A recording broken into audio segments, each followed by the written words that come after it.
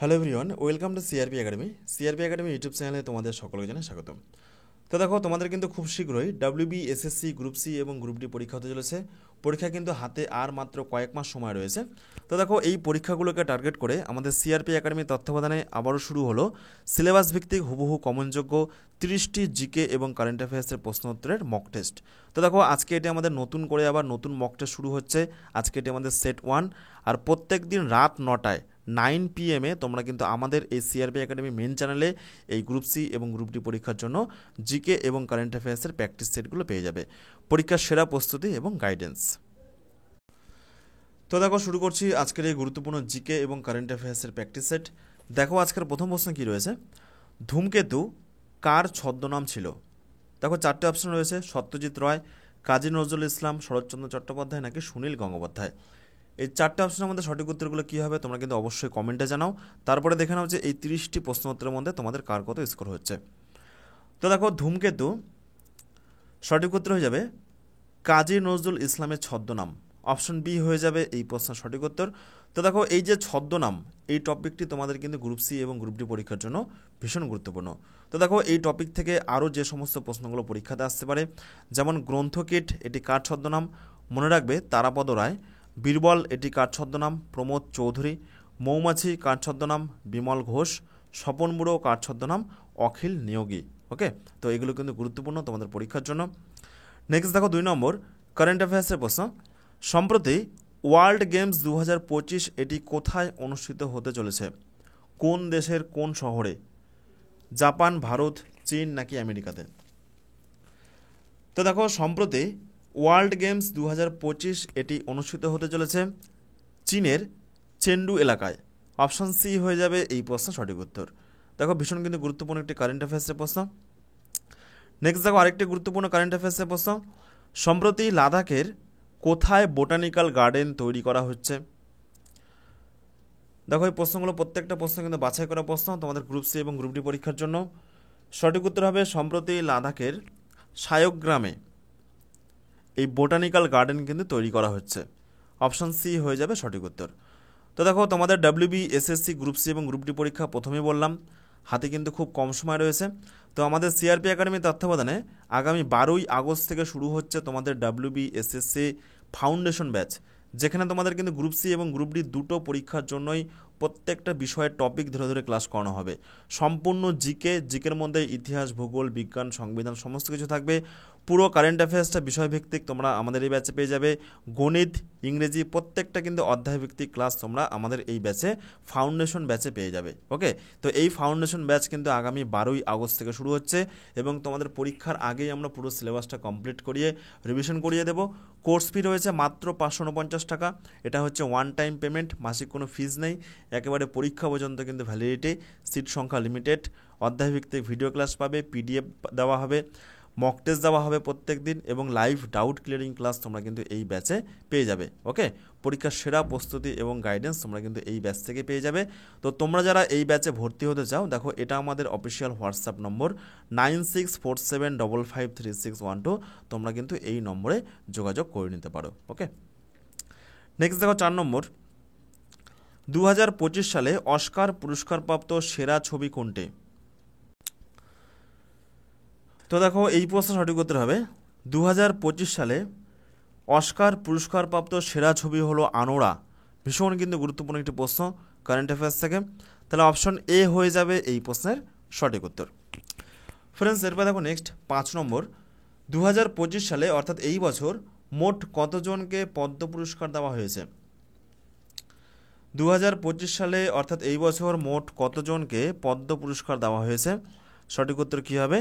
সঠিক উত্তর হবে মোট 139 জনকে, 139। অপশন ডি হয়ে যাবে এই প্রশ্নের সঠিক উত্তর।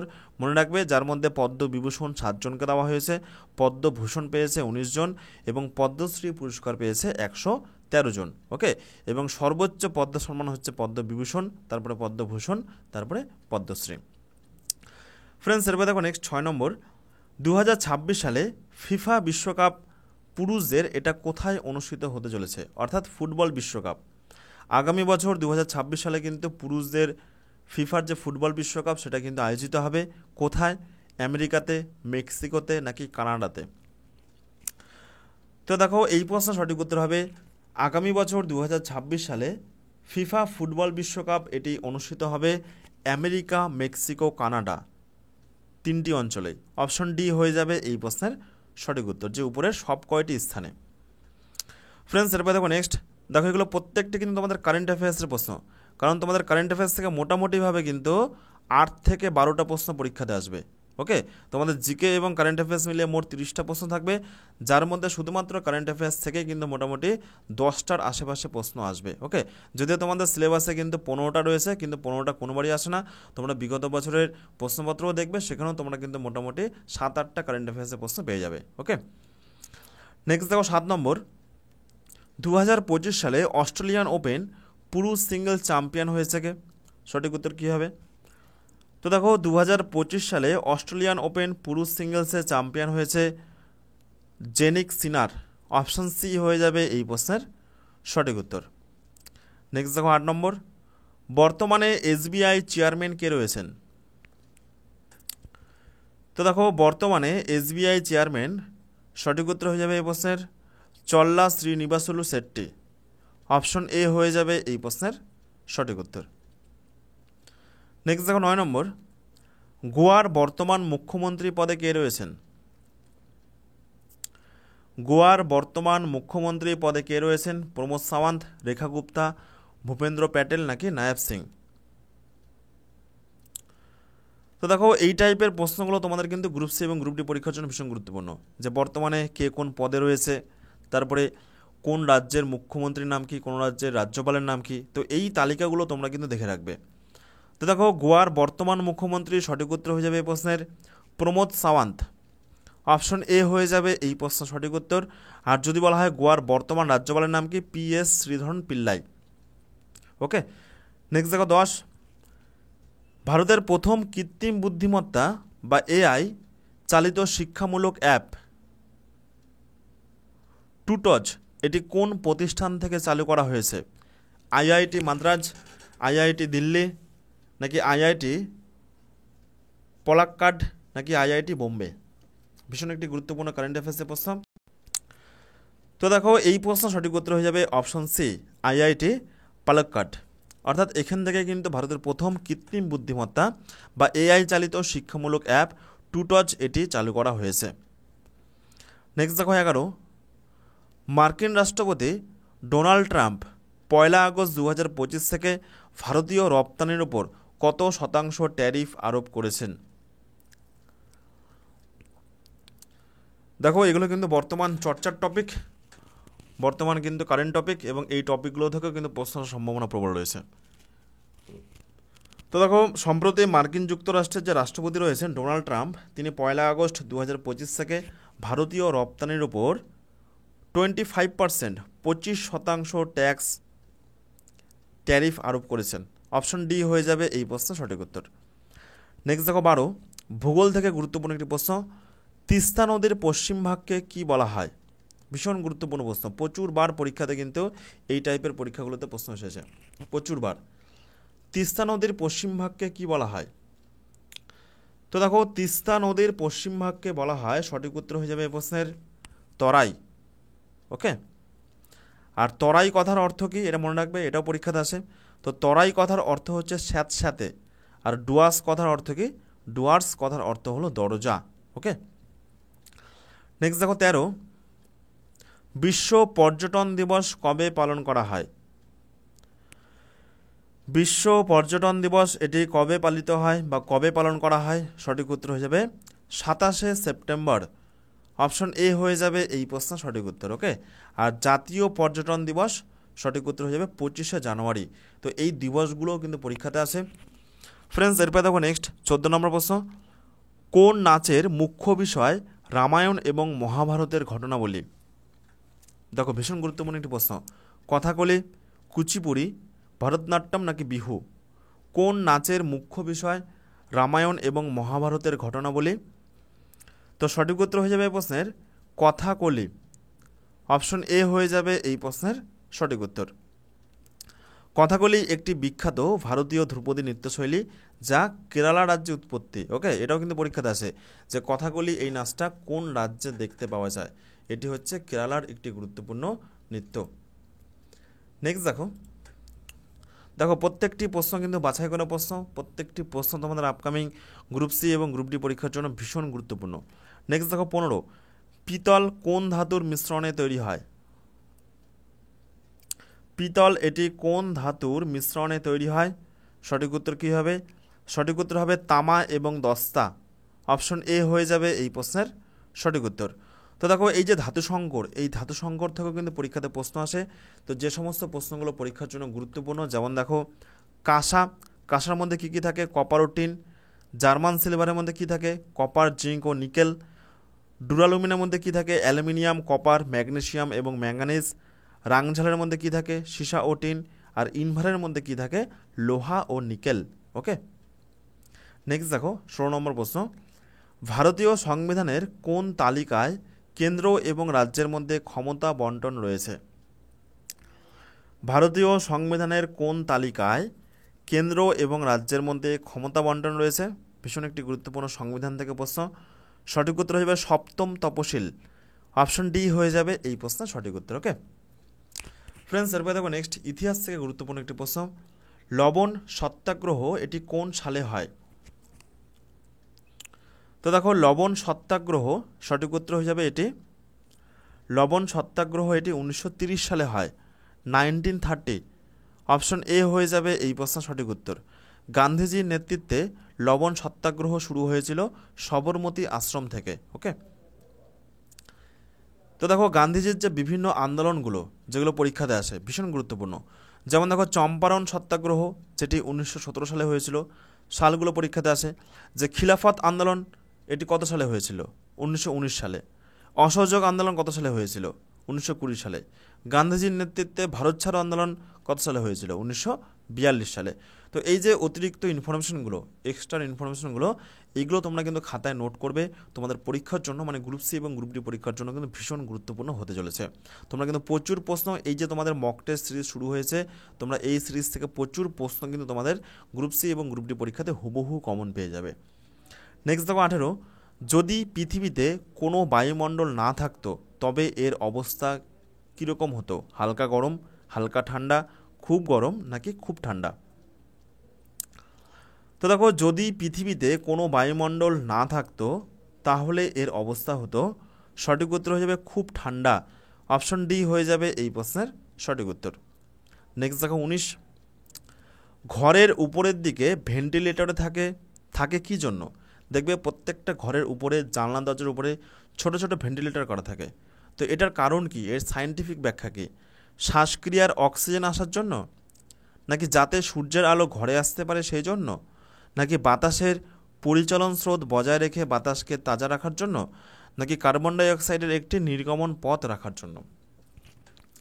সঠিক উত্তর কী হবে? তো দেখো সঠিক উত্তর হবে ঘরের উপরে ভেন্টিলেটর থাকে বাতাসকে পরিচলন স্রোত বজায় রেখে বাতাসকে তাজা রাখার জন্য। ওকে, অর্থাৎ বাতাসের যে পরিচলন স্রোত রয়েছে সেই পরিচলন স্রোতটা বজায় রেখে বাতাসকে ফ্রেশ রাখার জন্য প্রত্যেকটা ঘরের উপরে কিন্তু ভেন্টিলেশন থাকে। ওকে, বা ভেন্টিলেটর থাকে। তাহলে অপশন সি হয়ে যাবে এই প্রশ্নের সঠিক উত্তর। ফ্রেন্ডস, এরপর দেখো নেক্সট 20, এই যে সৌরচুল্লি, এই সৌরচুল্লি এটি কোন নীতির ওপর ভিত্তি করে কাজ করে? বোলোমিটার, পাইরোমিটার, গ্রিন হাউস নাকি সৌর আলোক তড়িৎ কোষ? তো দেখো সৌরচুল্লি সঠিক উত্তর হয়ে যাবে এটি গ্রিন হাউস নীতির ওপর ভিত্তি করে কাজ করে। অপশন সি হয়ে যাবে এই প্রশ্নের সঠিক উত্তর। নেক্সট দেখো 21, জনসংখ্যার দিক থেকে বৃহত্তম রাজ্য কোনটি? জনসংখ্যার দিক থেকে ভারতবর্ষের সব থেকে বড় রাজ্য কোনটি? উত্তরপ্রদেশ, বিহার, সিকিম নাকি অরুণাচল প্রদেশ? তো দেখো জনসংখ্যার দিক থেকে বৃহত্তম রাজ্য, সঠিক উত্তর হয়ে যাবে উত্তরপ্রদেশ। অপশন এ হয়ে যাবে এই প্রশ্নের সঠিক উত্তর। ভারতের সবথেকে কম জনবহুল রাজ্য হচ্ছে সিকিম, মনে রাখবে। সবথেকে বেশি জনসংখ্যা রয়েছে উত্তরপ্রদেশে আর সবথেকে কম জনসংখ্যা রয়েছে সিকিমে। নেক্সট দেখো 22, উদ্ভিদ পুষ্টিগুণ অর্জন করে কোথা থেকে? দেখো উদ্ভিদ বায়ুমণ্ডল থেকে কী নেয়, কার্বন ডাইঅক্সাইড নেয়, মাটি থেকে যে বিভিন্ন খনিজ পদার্থ এগুলো নেয়, ওকে, এবং এগুলোর সাহায্যে পাতায় ক্লোরোফিলের মাধ্যমে কিন্তু সূর্যালোকের উপস্থিতিতে উদ্ভিদ খাবার তৈরি করে। তো উদ্ভিদের যে পুষ্টিগুণ, সেই পুষ্টিগুণটা অর্জন হয় কোথা থেকে? তো মনে রাখবে যে উদ্ভিদের পুষ্টিগুণ এটা কিন্তু একমাত্র মাটি থেকেই আসে। মাটির যে বিভিন্ন খনিজ পদার্থ, খনিজ দ্রব্য, ওইখান থেকে কিন্তু উদ্ভিদের পুষ্টিগুণটা পাতায় এসে পৌঁছায় এবং সেই পাতায় কিন্তু সূর্যালোকের উপস্থিতিতে খাবার তৈরি হয়। ওকে, তাহলে অপশন সি হয়ে যাবে এই প্রশ্নের সঠিক উত্তর। নেক্সট দেখো 23, দুর্গাপুর এটি কোন নদীর তীরে অবস্থিত? দুর্গাপুর এটি কোন নদীর তীরে অবস্থিত? সঠিক উত্তর কী হবে? তো সঠিক উত্তর হবে দামোদর নদের তীরে। অপশন সি হয়ে যাবে এই প্রশ্নের সঠিক উত্তর। ওকে, তো দেখো বিভিন্ন নদী তীরবর্তী শহরগুলো যেগুলো তোমাদের পরীক্ষাতে আসে, যেমন দেখো হরিদ্বার এটি কোন নদীর তীরে অবস্থিত? সঠিক উত্তর হবে গঙ্গা।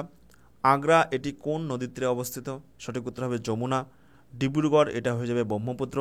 জামশেদপুর এটা কোন নদীর তীরে অবস্থিত? সঠিক উত্তর হবে সুবর্ণরেখা।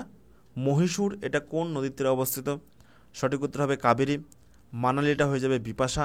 সুরাট হয়ে যাবে তাপ্তি। তো এই যে বিভিন্ন নদী তীরবর্তী শহরগুলো, এগুলো কিন্তু পরীক্ষার জন্য ভীষণ গুরুত্বপূর্ণ। নেক্সট দেখো 24, ভারতের জলবায়ু কিরূপ প্রকৃতির? তো দেখো ভারতের জলবায়ু সঠিক উত্তর হয়ে যাবে ভারতের জলবায়ু এটা হচ্ছে ক্রান্তীয় মৌসুমী প্রকৃতির। অপশন বি হয়ে যাবে এই প্রশ্নের সঠিক উত্তর। ওকে, এটাও কিন্তু পরীক্ষার জন্য ভীষণ গুরুত্বপূর্ণ। নেক্সট দেখো 25, লুসাই উপজাতি, এই যে লুসাই উপজাতি এরা কোথায় বসবাস করে? মেঘালয়, মিজোরাম, মণিপুর নাকি মধ্যপ্রদেশ? তো দেখো লুসাই উপজাতিদের বাস হলো, সঠিক উত্তর হয়ে যাবে এই প্রশ্নের মিজোরামে। অপশন বি হয়ে যাবে এই প্রশ্নের সঠিক উত্তর। নেক্সট দেখো 26, তড়িৎ প্রবাহের এসআই এককের নাম কি? তো দেখো তড়িৎ প্রবাহের এসআই একক হলো, সঠিক উত্তর হয়ে যাবে option D ampere. Option D হয়ে যাবে এই প্রশ্নের সঠিক উত্তর। নেক্সট দেখো 27, গুণরাজ খাঁ কার উপাধি ছিল?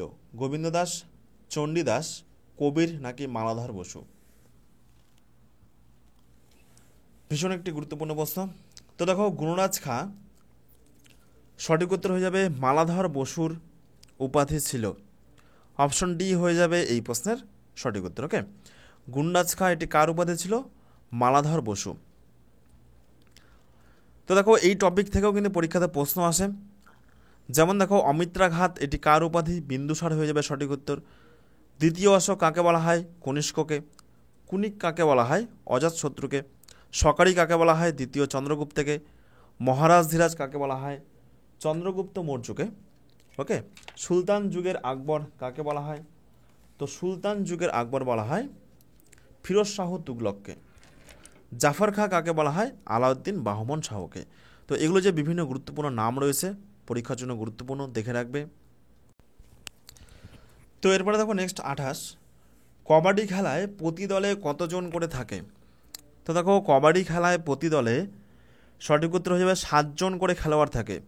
দেখো খেলাধুলা সংক্রান্ত গুরুত্বপূর্ণ প্রশ্ন, পরীক্ষার জন্য গুরুত্বপূর্ণ। পাশাপাশি মনে রাখবে যে বেসবল খেলায় 9 জন করে খেলোয়াড় থাকে, বাস্কেটবলে 5 জন, ওয়াটার পোলোতে 7 জন, ভলিবলে 6 জন এবং নেট বলে কিন্তু 7 জন করে খেলোয়াড় থাকে। নেক্সট দেখো 29, সবচেয়ে হালকা নিষ্ক্রিয় গ্যাস কোনটি? তো দেখো 4টে অপশনের মধ্যে সব থেকে সঠিক উত্তর হয়ে যাবে হালকা নিষ্ক্রিয় গ্যাস হিলিয়াম।